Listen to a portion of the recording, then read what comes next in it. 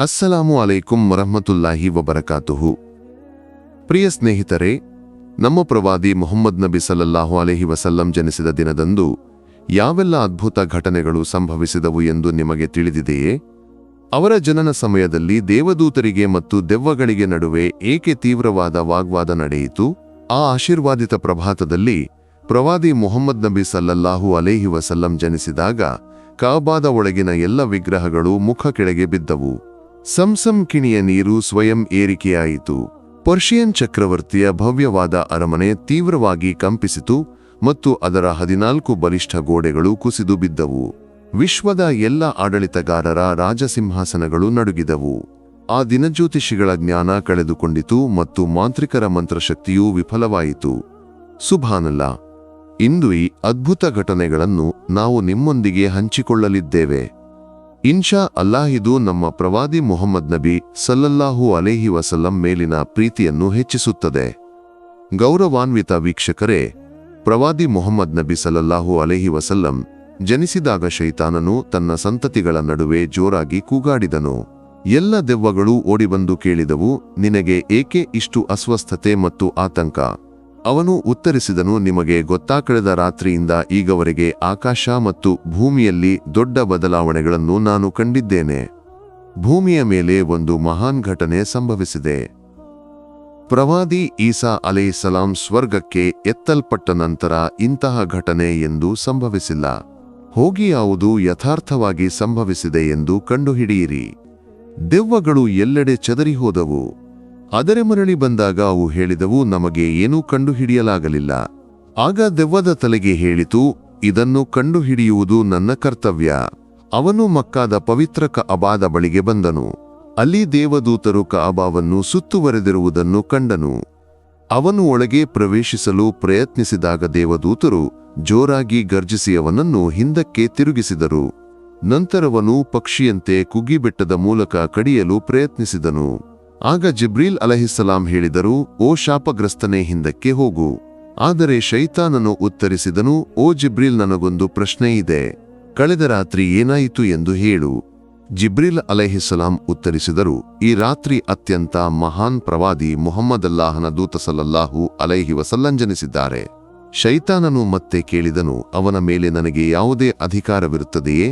ಜಿಬ್ರೀಲ್ ಅಲೈಹಿಸ್ಸಲಾಂ ಉತ್ತರಿಸಿದರು, ಇಲ್ಲ.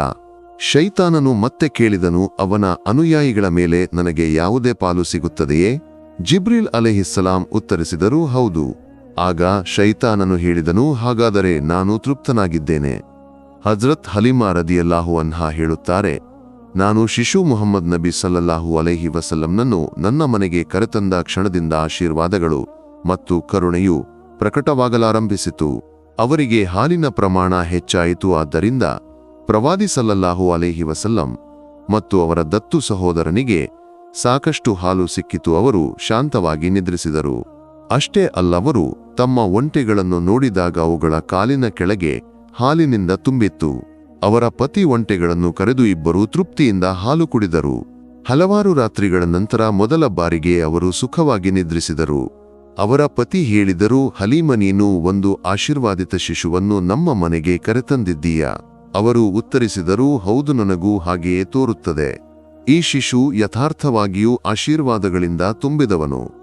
ಹಜ್ರತ್ ಹಲೀಮಾ ರದಿಯಲ್ಲಾಹು ಅನ್ಹಾ ಮುಂದುವರೆದು ಹೇಳಿದರು, ಮಕ್ಕಾದಿಂದ ಮರಳಿ ಪ್ರಯಾಣಿಸುವಾಗ ತಾನು ಶಿಶು ಮುಹಮ್ಮದ್ ನಬಿ ಸಲ್ಲಲ್ಲಾಹು ಅಲೈಹಿ ವಸಲ್ಲಂನನ್ನು ಕೈಯಲ್ಲಿ ಹಿಡಿದು ಕುಳಿತಿದ್ದ ದುರ್ಬಲ ಪ್ರಾಣಿಯು ಪ್ರವಾದಿಯ ಆಶೀರ್ವಾದದಿಂದ ಅತಿ ವೇಗವಾಗಿ ಚಲಿಸಿತು. ತನ್ನ ಸಹಚರರ ಎಲ್ಲ ಪ್ರಾಣಿಗಳನ್ನು ಮೀರಿತು.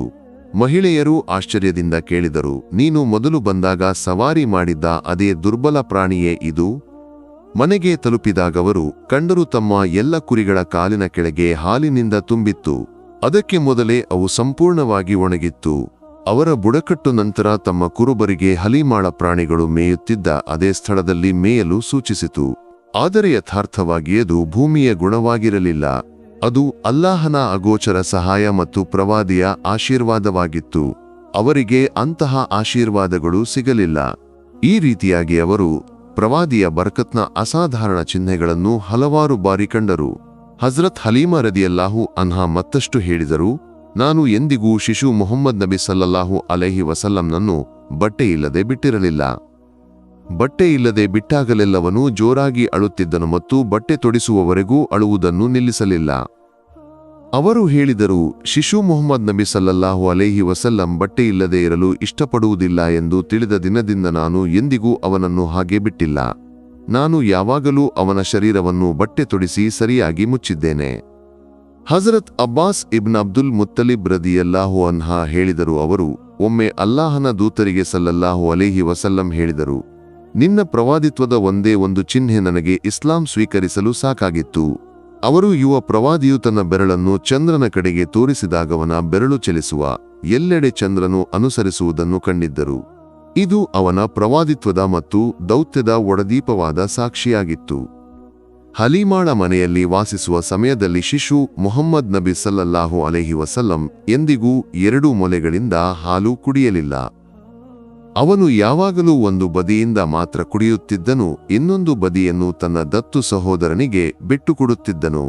ಇಷ್ಟೂ ಚಿಕ್ಕ ವಯಸ್ಸಿನಲ್ಲಿ ಇಂತಹ ಗಾಢವಾದ ನ್ಯಾಯಬುದ್ಧಿ ಅಪರೂಪ, ಯಥಾರ್ಥವಾಗಿ ಮಹಾನ್ ಮನುಷ್ಯನಿಗೆ ಮಾತ್ರ ಸಾಧ್ಯವಾದದ್ದು. ಯುವ ಪ್ರವಾದಿಯ ದೈಹಿಕ ಬೆಳವಣಿಗೆ ಅದ್ಭುತವಾಗಿತ್ತು. 2 ತಿಂಗಳ ಪ್ರಾಯದಲ್ಲಿ ಅವನು ತೆವಳಲು ಆರಂಭಿಸಿದನು. 3 ತಿಂಗಳಾದಾಗ ಗೋಡೆಯನ್ನು ಹಿಡಿದು ನಡೆದನು. 5 ತಿಂಗಳಾದಾಗ ಯಾವುದೇ ಬೆಂಬಲವಿಲ್ಲದೆ ನಡೆದನು. 7 ತಿಂಗಳಾದಾಗ ಓಡಲು ಆರಂಭಿಸಿದನು. 8 ತಿಂಗಳಾದಾಗ ಅವನು ಮಾತನಾಡಿದನು. ಈ ಅಸಾಧಾರಣ ಗುಣಗಳು ಖಂಡಿತವಾಗಿಯೂ ಅವನ ಅದ್ಭುತಗಳಲ್ಲಿ ಒಂದಾಗಿತ್ತು. ಅವನು ಉಮ್ಮತ್ನ ಮಧ್ಯಸ್ಥನಾಗಿ, ವಿಶ್ವದ ನಾಯಕನಾಗಿ, 2 ಲೋಕಗಳ ಸ್ವಾಮಿಯಾಗಿ ನಿಯೋಜಿತನಾಗಿದ್ದನು.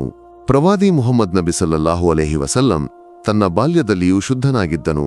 ಸಾಮಾನ್ಯ ಮಕ್ಕಳು ತಮ್ಮ ಬಟ್ಟೆಗಳನ್ನು ಅಥವಾ ಹಾಸಿಗೆಯನ್ನು ಮೂತ್ರ ಅಥವಾ ಮಲದಿಂದ ಕೊಳಕುಗೊಳಿಸುತ್ತಾರೆ ಮತ್ತು ಕೆಲವೊಮ್ಮೆ ಕೊಳಕನ್ನು ಬಾಯಿಗೆ ತೆಗೆದುಕೊಳ್ಳುತ್ತಾರೆ. ಆದರೆ ಅವನ ವಿಷಯದಲ್ಲಿ ಯಾವುದೇ ಇಂತಹ ಘಟನೆ ಸಂಭವಿಸಲಿಲ್ಲ. ಅವನ ದತ್ತುತಾಯಿ ಹಜರತ್ ಹಲೀಮಾ ರದಿಯಲ್ಲಾಹು ಅನ್ಹಾ ಹೇಳಿದರು, ಶಿಶು ಮುಹಮ್ಮದ್ ನಬಿ ಸಲ್ಲಲ್ಲಾಹು ಅಲೈಹಿ ವಸಲ್ಲಂ ಎಂದಿಗೂ ತನ್ನ ಹಾಸಿಗೆಯನ್ನು ಅಥವಾ ಬಟ್ಟೆಗಳನ್ನು ಕೊಳಕುಗೊಳಿಸಲಿಲ್ಲ. ಅವನನ್ನು ಎತ್ತಿ ಹಿಡಿಯುವಾಗ ಮಾತ್ರ ಅವನು ಮಲಮೂತ್ರ ವಿಸರ್ಜನೆ ಮಾಡುತ್ತಿದ್ದನು ಮತ್ತು ತಕ್ಷಣವೇ ಅವನನ್ನು ಸ್ವಚ್ಛಗೊಳಿಸಲಾಗುತ್ತಿತ್ತು. ಹಲೀಮಾ ಹೇಳಿದರು, ಅವನು ಅಲ್ಲಾಹನ ವಿಶೇಷ ಸೃಷ್ಟಿಯಾಗಿದ್ದಾನೆ ಎಂದು ನನಗೆ ಖಚಿತವಾಗಿತ್ತು. ಆದ್ದರಿಂದ ಅವನು ಎಲ್ಲ ಸಂದರ್ಭಗಳಲ್ಲಿಯೂ ಶುದ್ಧನಾಗಿಯೂ ಮತ್ತು ಸ್ವಚ್ಛನಾಗಿಯೂ ಇದ್ದದ್ದು ಆಶ್ಚರ್ಯಕರವಲ್ಲ. ಪ್ರವಾದಿ ಮುಹಮ್ಮದ್ ನಬಿ ಸಲ್ಲಲ್ಲಾಹು ಅಲೈಹಿ ವಸಲ್ಲಂನ ಆಶೀರ್ವಾದಿತ ಶರೀರವು ದಿವ್ಯ ಪ್ರಕಾಶದಿಂದ ನಿರ್ಮಿತವಾಗಿತ್ತು. ಆದ್ದರಿಂದ ಅದಕ್ಕೆ ನೆರಳಿರಲಿಲ್ಲ. ಸಾಮಾನ್ಯ ಮನುಷ್ಯನ ನೆರಳು ಕೊಳಕಾದ ವಸ್ತುಗಳ ಮೇಲೆ ಅಥವಾ ಮನುಷ್ಯರ ಅಥವಾ ಪ್ರಾಣಿಗಳ ಕಾಲಿನ ಕೆಳಗೆ ಬೀಳಬಹುದು.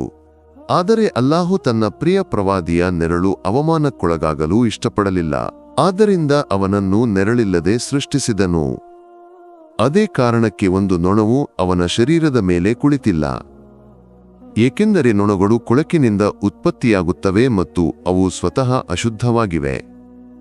ಆದ್ದರಿಂದ ಅಲ್ಲಾಹನ ದೂತನ ಶುದ್ಧ ಶರೀರವನ್ನು ಅವು ಎಂದಿಗೂ ಸ್ಪರ್ಶಿಸಲಾಗಲಿಲ್ಲ. ಹಜ್ರತ್ ಖದೀಜಾ ರದಿಯಲ್ಲಾಹು ಅನ್ಹಾಳ ದಾಸನಾದ ಹಜ್ರತ್ ಮೈಸರ ರದಿಯಲ್ಲಾಹು ಅನ್ಹ ಪ್ರವಾದಿ ಸಲ್ಲಲ್ಲಾಹು ಅಲೈಹಿ ವಸಲ್ಲಂನ ಸೇವೆಗಾಗಿ ಒಮ್ಮೆ ನಿಯೋಜಿತನಾಗಿದ್ದನು. ಅವನು ಹಲವಾರು ಅದ್ಭುತಗಳನ್ನು ಕಂಡು ಅತ್ಯಂತ ಆಶ್ಚರ್ಯಗೊಂಡನು. ಪ್ರವಾದಿ ಸಲ್ಲಲ್ಲಾಹು ಅಲೈಹಿ ವಸಲ್ಲಂ ಒಂದು ದಾರಿಯಲ್ಲಿ ನಡೆಯುವಾಗವನ ತಲೆಯ ಮೇಲೆ ಒಂದು ಮೋಡವು ನಿಂತು ಅವನಿಗೆ ತಂಪು ನೀಡುತ್ತಿತ್ತು ಮತ್ತು ಅವನು ಹೋಗುವ ಎಲ್ಲೆಡೆ ಅವನೊಂದಿಗೆ ಚಲಿಸುವುದನ್ನು ಅವನು ಕಂಡನು. ಒಬ್ಬ ಮನುಷ್ಯನ ಜೀವನದಲ್ಲಿ ಇಂತಹ ಅಸಾಧಾರಣ ವಿದ್ಯಮಾನಗಳು ಖಂಡಿತವಾಗಿಯೂ ಪ್ರವಾದಿ ಮುಹಮ್ಮದ್ ನಬಿ ಸಲ್ಲಲ್ಲಾಹು ಅಲೈಹಿ ವಸಲ್ಲಂನ ಮಹಾನ್ ಅದ್ಭುತಗಳಾಗಿವೆ. ಈ ಅದ್ಭುತಗಳು ಅವನ ಬಾಲ್ಯದಲ್ಲಿಯೂ ಸ್ಪಷ್ಟವಾಗಿದ್ದವು, ಆದರೂ ಅವು ತಾತ್ಕಾಲಿಕವಾಗಿದ್ದವು. ಪ್ರವಾದಿಯ ಅತ್ಯಂತ ದೊಡ್ಡ ಮತ್ತು ಶಾಶ್ವತವಾದ ಅದ್ಭುತವೆಂದರೆ ಪವಿತ್ರ ಕುರಾನದು ಕೊನೆಯ ದಿನದವರೆಗೆ ಉಳಿಯುತ್ತದೆ.